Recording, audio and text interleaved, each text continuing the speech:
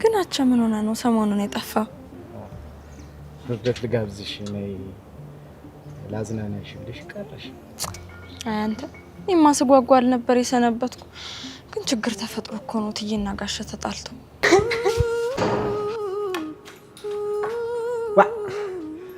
በቃ ይሄ ቤት መፍረሱ ነው እንግዲህ።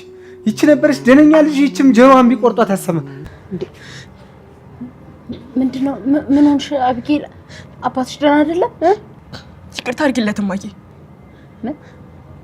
አባዬ ወደዚህ መመለስ አለበት እማዬ። ታዲያ ይምጣ፣ እኔ ያልከለከልኩት። እማዬ ይቅርታ አድርጊለት። ይችልኝ ደክሞኛል፣ ይችልኝ። እማዬ ይቅርታ አድርጊለት። ኤቢ እየጮሽብኝ ነው። እየተቆጣሽኝ ነው። እና ምን ይሁን ነው የምትይው እማዬ? አባዬ እንዲሞት ነው የምትፈልጊው? ለምን ይሞታል? እኔ እያለሁ እሱ ለምን ይሞታል? አባዬ ቢሮ ነው እንዴት? እንዴ እማዬን ሽማግሌ ይዘን ሄደን እናስጠይቃት እንዴ? የት የምናውቀውን ሽማግሌ ማንን? እንጃ፣ ወይ ከጎረቤት ምናምን። እኔ ግን ናታን ለማዬ ስለኔም ብንነግራት ይሻላል። ሁለት ጊዜ ከመጨነቅ በቃ። ሰላም ሰላም፣ እንዴት ናችሁ? በያላችሁበት ሰላማችሁ ብዝት ይበልልኝ።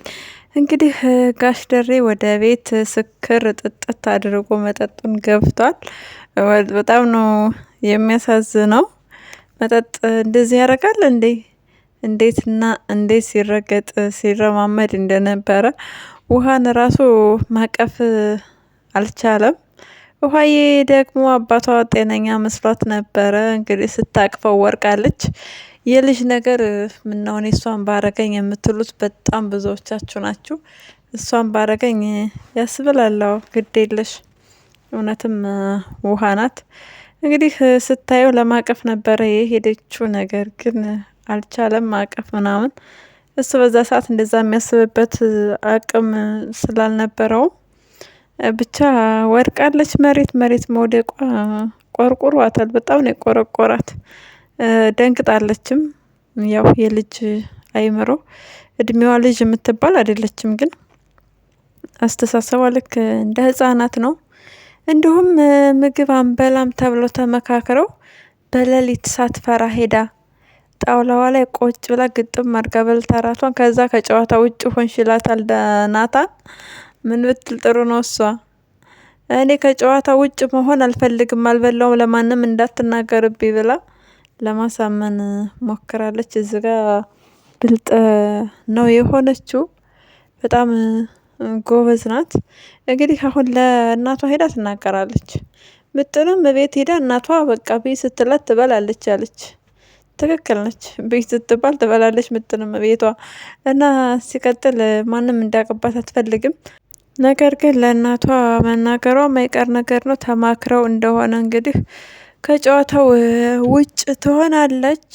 ጨዋታውንም ኪሳራ ነው የምታረገው ተማክረው እንደሆነ።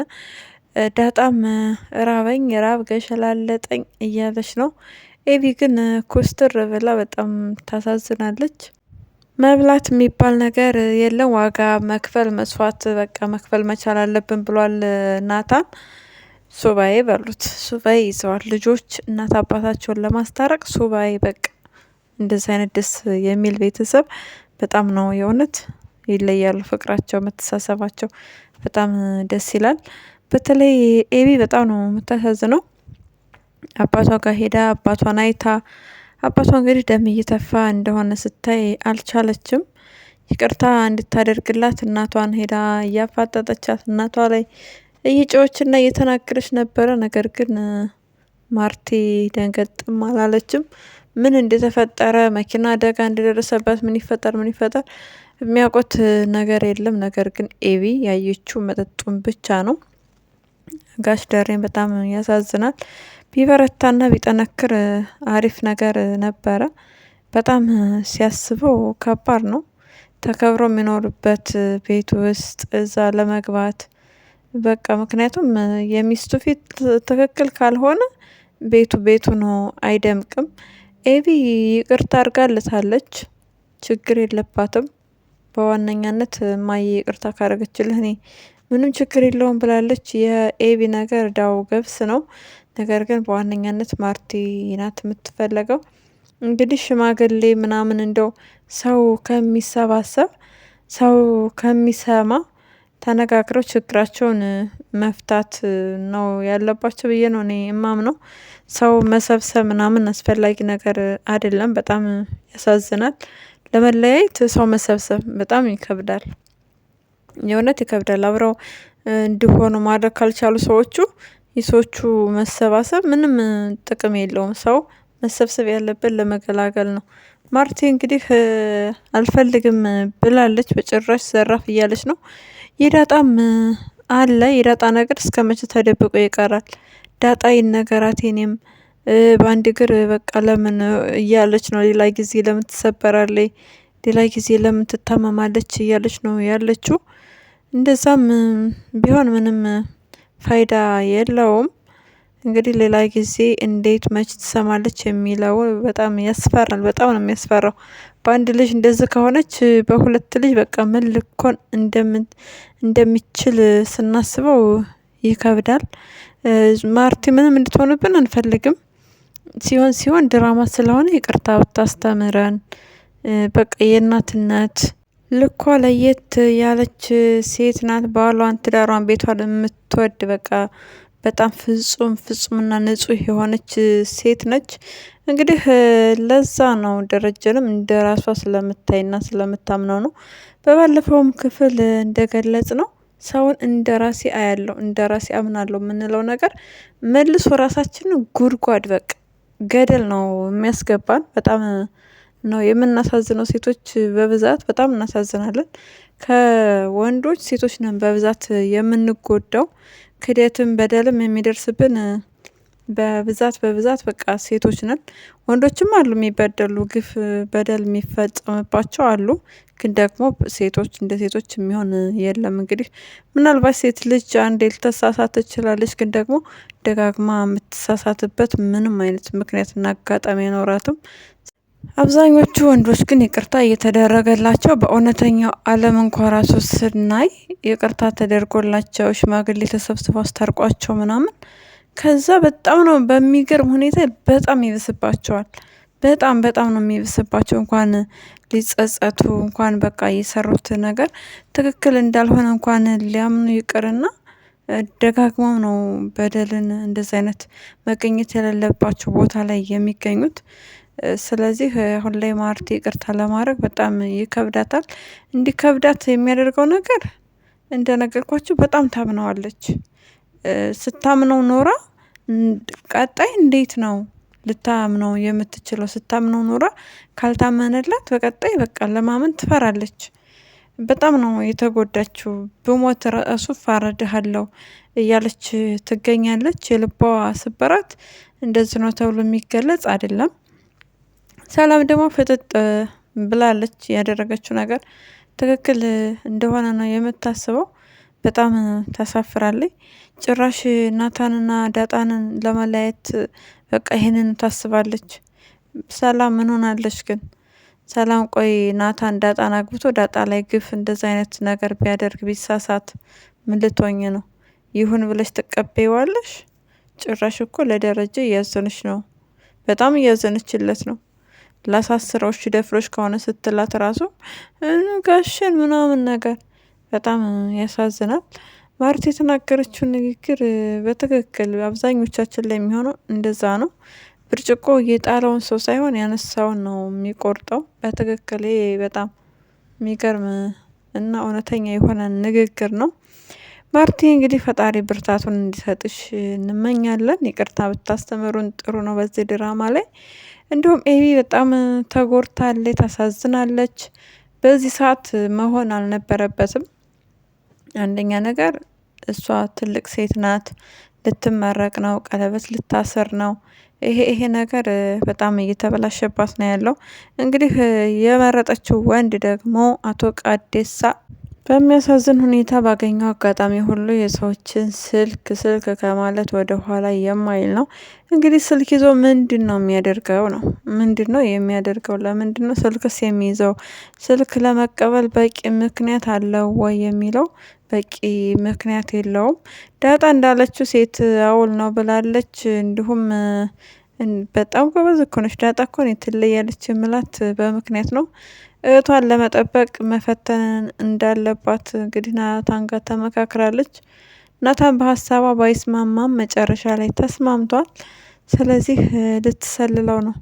ይወርቃል ወይስ ያልፋል? ጉዱ ፈላ። እንግዲህ ዳጣዬ ሪካርድ ምናምን አስቀምጠሽ እሱን ማስረጃ ይዘሽ ኤቢን መጠበቅ መቻል አለብሽ። ዞሮ ዞሮ ኤቢን የሚያገባት አርጁን ነው። አርጁን መልካም እድል፣ የምትወዳት የምታፈቅራትን ሴት ልታገኝ ነው።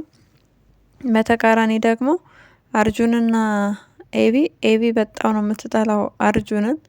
በቃ የመጀመሪያ ጊዜ እንደውም ተደባድበው ሁሉ ነበረ ተፍታበት፣ ታስታውሱ ከሆነ ተፋችበት፣ ሰደበችው። በቃ ታስጠላኛለህ ነው የምትለው። እሱም ክሪሽናንን እያለ የህንዶችን ቋንቋ የህንዶችን ባህል ምናምን ሱሱን ነገር ስለሚያደርግ በዛ ሁሉ ጥልት ስለምታደርገው ጭራሽ ምንም አይነት ክብር አታሳየውም። እንግዲህ እሱም የጅል ብትር ሆድ ይገትር እንደሚባለው ሜዳ ላይ ጠግርሮ ነው በዝረራ የጣላት። ሴት ልጅ ነች። በዛ ልክ ባይመታት ጥሩ ነበረ። አሁን ለወደፊት ሲጋቡ በቃ ያንን ፓርቲ ያወሩት ይሆን ወይ ነው ጥያቄ። መጀመሪያ እንደምትጠላው አሁን ደግሞ እንግዲህ ወደፊት ውድድ ነው የምታደርገው። ጸቧና ፍቅሯ በቃ ተቃራኒ ነው የሚሆን በእርግጠኛነት። ስለዚህ ዲል ለአርጁን እያላችሁ በኮሜንት ቀወጥ አድርጎልና አርጁን በጣም መልካም በጣም ቀና ልብ ያለው ሰው ነው። ምክንያቱም የአክስቷን የኤቢን አክስት እሷን ራሱ ስልክ ቁጥር እሱ እንደሆነ ሱስን ነገር ብቻ መርዝ ግዛልኝ እንደምትለው እያንዳንዱ ያለውን ነገር ተናግሯል ለኤቢ። ምክንያቱም ኤቢን ስለሚያፈቅራት እንዲሁም ደግሞ ስለ እውነትም ሲል ያለውን ነገር ተናግሯል። በዛ ላይ ቤተሰቡ ሀዘን ላይ እንዳይዋጥ ብሎ እንግዲህ መርዝ የእውነት መርዝ ቢሆን አስባችሁታል? ውሃና ናታን ይሞቱ ነበር። ናታን በልቷል፣ ውሃዬም አብራ በልታለች። በጣም ያሳዝናል። ናታንን ለመግደል እንግዲህ ምንም ነገር እኮ አላደረጋትም። ናታን ችግሩ በቃ ገንፍሎ እንዳይወጣ እየተከላከለ ነው እንጂ ናታን ለአባዬ ለማዬ ምናምን ብሎ እሱ ለማንም እየወገነ እየተከላከለ አልነበረም። ነገር ግን የቤታቸው ሰላም እንዳይደፈርስ ጊዜውንና ሰዓቱን ጠብቆ እንዲወጣ እየፈለገ ነበረ። እንግዲህ በአቋራጭ የዳጣ ይወጣል ሲባል የቤቢ ሚስጥር ነው የወጣው። ምንም ማድረግ አይቻልም። ሰላምዬም ፍጥጥ ብላለች። ማርቴን በጣም ነው ያሳዘነቻት፣ ረግማታለች ማርቴ። ስለዚህ የማርቴ እርግማን ሰላም ላይ ምን ችግር ያመጣል? ልጇ የሆነ ነገር ይሆን ወይ የሚለው ያሳስበናል። እንግዲህ ሰላም ልቦና ይስጥሽ። ጭራሽ ከዚህ በኋላ ከሳለው ገንዘብ፣ ቤት፣ ንብረት እያለች ነው የምታወራው። ምክንያቱም ያለችው ከአክስቷ ጋር ነው። አክስቷ ደግሞ እንግዲህ እንደ ከበደቻት ከበርኳት፣ እንዲሁም ባሏ ጥሩ ፊት እየሰጠኝ አይደለም ብላለይ። ይህንን ማሰብ ያልነበረብሽ ድሮ ነው። አርግዤ የት ነው የምወልደው የሚለውን ማሰብ ነበረብሽ። ምናልባች በር ሊኖርሽ ይችላል፣ ግን ቤት ተከራይተሽ ብዙ ጊዜ የሚያስቀምጥሽ አይነት ብር አይደለም። ያው ማርቲ ጥሩ እናት፣ ጥሩ እህት፣ ጥሩ ጓደኛች ነበረች ላንቺ። እንደተናገረችው ደሞዝ በቃ ሳትናገር እየጨመረች እየቆጠበችላት ብዙ ነገር በቃ እሷ እንድትቀየር ብዙ እየለፋች ነበረ ማርቲ። ነገር ግን እጃ መዳፋሽ ነው እንደሚሉት አንዳንድ ሰዎች በማይመጣ ነው የመጣችበት። በክብሯ፣ በትዳሯ፣ በቃ አንድ የተከበረ ትዳር እንዴት ነው በሰፈር ሰዎች፣ በጎረቤት፣ በሽማግሌዎች እንደዚህ ማገጠ እንደዚህ ዘሞ ተደረጀ ተብሏል። ይሄ ነገር ራሱ ቁማ እንዳትሄድ አቅም ያሳጣታል። በጣም ታሳዝናለች። እንግዲህ በድጋሚ ማርትዬ ብርታቱን እንዲሰጥሽ ፈጣሪ ምኞታችን ነው። ገዜና ለዛ ደግሞ እንዴት ነው ጥግብ ያላችሁት? በጣም ጠገባችሁ። ረረ አልጫ ቀይ ወጥ እያበላ ጠገብኩ አለች ለዛ ገዜ። በጣም ጠገብክ። ጥገብክ ምን አለ እንደው በልክ ብታረገው ግን። ቆይ ማን የሚሉት ብልጽግና ነው ይሄ? ሰው መብራት እያስተካከለ እንዴት ነው ኤሌክትሪክ የምትመልሰው ቆጣሪ? እረ ድፍረትህ።